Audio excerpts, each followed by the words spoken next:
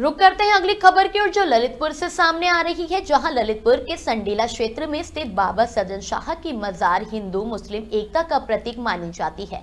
यहां हर साल आयोजित होने वाला सालाना उर्स धार्मिक सौहार्द की मिसाल पेश करता है, जहां मुस्लिमों के साथ हिंदू और अन्य धर्मों के लोग भी श्रद्धा से हिस्सा लेते हैं। आपको बता दें कि बाबा की मजार पर चादर चढ़ाकर लोग अपनी मनोकामनाएं मांगते हैं और मान्यता है कि यहां मांगी गई सभी दुआएं पूरी होती हैं। बाबा सदन शाह का जन्म पाकिस्तान के सिंध प्रांत के साहबान शरीफ गांव में हुआ था और वे बाद में ललितपुर में आकर बस गए थे। उन्हें भगवान कृष्ण का भक्त और सूफी संत माना जाता है, जिनकी करामात देखकर गुरु नानक देव जी भी उनसे मिलने ललितपुर आए थे। बाबा सदन शाह मांस बेचने का काम करते थे और कहते हैं कि वे एक ही सालिग्राम पत्थर से अलग अलग वजन का मांस तोलते थे। उनके इंतकाल के बाद ललितपुर में उनकी मजार बनाई गई, जहां अब सैकड़ों वर्षों से उर्स आयोजित किया जाता है। उर्स के दौरान यहां देश विदेश से लोग आते हैं और वे बाबा की मजार पर चादर चढ़ाकर अपने मनोकामनाओं को पूरा करने के लिए दुआ करते हैं। इस दौरान कई दुकानें भी लगती हैं, जिसमें हलवा और पराठा जैसी विशेषताएं प्रमुख होती हैं। भोपाल से ललितपुर पहुंचे दुकान मालिक फिरोज बताते हैं कि वे तीसरी पीढ़ी के तौर पर यहां उर्स में हिस्सा लेते आ रही हैं। आपको ये भी बता दें कि मेले की सुरक्षा व्यवस्था के लिए जिला प्रशासन द्वारा चप्पे चप्पे पर पुलिस तैनात की जाती है और सीसीटीवी कैमरों से निगरानी भी की जाती है, ताकि श्रद्धालुओं को किसी प्रकार की परेशानी ना हो। बाबा सदन शाह सूफी संत थे, इनकी क्या कहानी है और ये कहाँ से आए थे? हजरत बाबा सदन शाह बहुत बड़े सूफी थे और आपको उस दौर में हुए जब सूफियों का और संतों का दौर था। 15वीं शताब्दी में लगभग आप आए हैं, जिस दौर में मीराबाई, तुलसीदास, कबीरदास, सूरदास,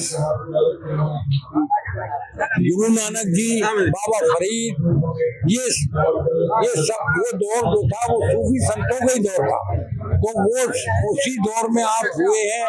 आप सूबे सिंध में एक गांव है सहबान शरीफ, वहाँ आपका जन्म एक कुरैशी परिवार में हुआ सहबान में। तो आपने शुरुआती शिक्षा, उनके गुरु थे आखुंद सिंधी, सिंध में हुए नहीं आप, तो आखुंद सिंधी जो थे वो आपके उस्ताद थे। शुरुआती तालीम आपने उनसे पाई, उसके बाद फिर वहां से आप दिल्ली आए। दिल्ली में फिर आपने निजामुद्दीन औलिया पर रहे, वहाँ पे और शिक्षा आपने प्राप्त की। उसके बाद फिर वहाँ से आप चल के और यहाँ होते हुए ऐसे चलेरी होते हुए ललितपुर आए। तो यहीं फिर आप ललितपुर को ही उन्होंने अपना स्थान बना लिया। आपका नाम क्या है और कहाँ के रहने वाले हो? हमारा नाम अनिल सैनी है, भोलू है, ललितपुर के रहने वाले आजादपुरा में रहते हैं और यहाँ करीब यहाँ पे हम करीब 35 साल से दुकान लगा रहे हैं। हमारे पहले हमारे पिताजी लगाते थे, बड़े भाई भी बैठते थे, माँ भी बैठती है और ज्यादा रात हुआ तो हम बैठते हैं। बाकी अब नेक्स्ट पीढ़ी हमारी बच्चा भी बैठने आया है छोटा वाला। और बाबा सदन शाह का उर्स है, अजीम शान उर्स यहाँ करीब पिछले 100 वर्षों से ऊपर हो गया और भरते हैं। 35 साल मुझको हो गया दुकान लगाती हर साल। कौमी एकता का उर्स है, यहाँ पर लोग अपनी मुरादें पूरी करते हैं। यहाँ 75% करीब हिंदू आता है। क्या नाम है आपका और कहाँ से आप आए हो? क्या यहाँ की मान्यता है और कब से आप आए?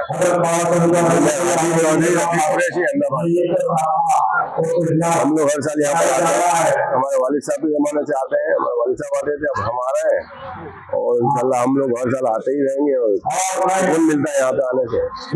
आस्था है, काफी लोगों की मान्यता पूरी होती है, इसलिए हमारा आना होता है। क्या महत्व है?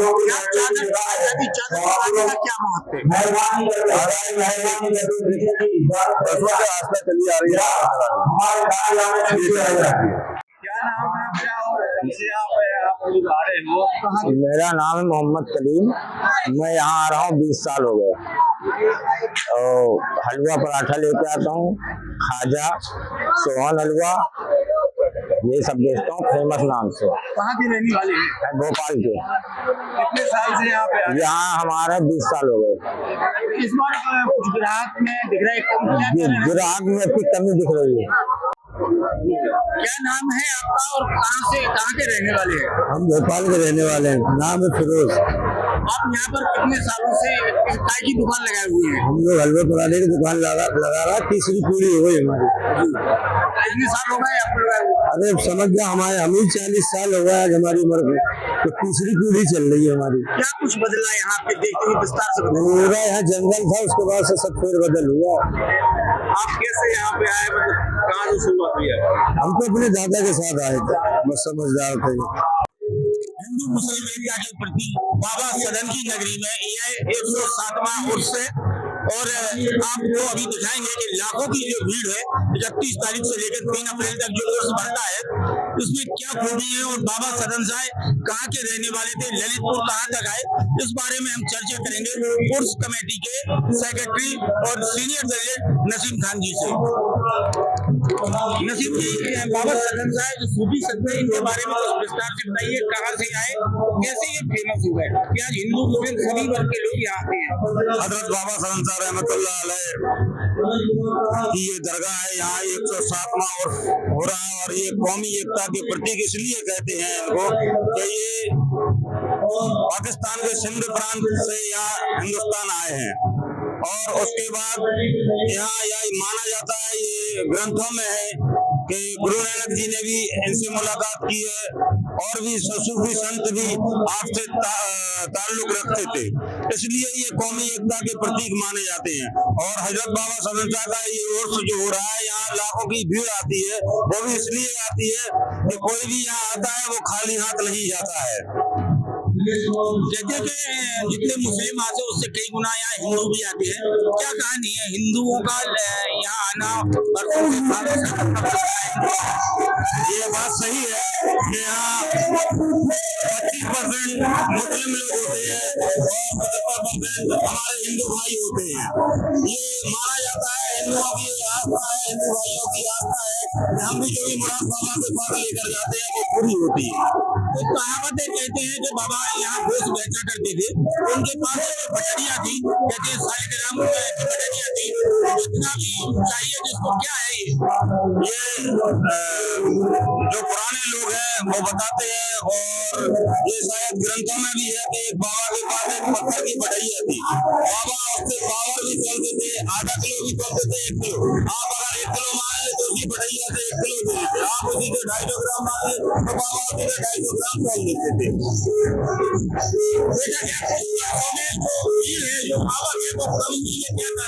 कारण ये था कि पिछले 5 वर्षों में कोरोना 2 साल पड़ा हुआ था, इसलिए कोरोना की वजह से और अभी रमजान का त्योहार 3 साल पड़ा हुआ, 3 साल से था, इसलिए 3 साल से भीड़ थी। अब आप देखिएगा इस साल से भी भीड़ जरूर बढ़ेगी। हमारे उर्स कमेटी के जनरल सेक्रेटरी मोहम्मद नसीम खान, उन्होंने विस्तार से बताया बाबा सदन साहब के बारे में। तो विजय जैन, श्री न्यूज़, ललितपुर।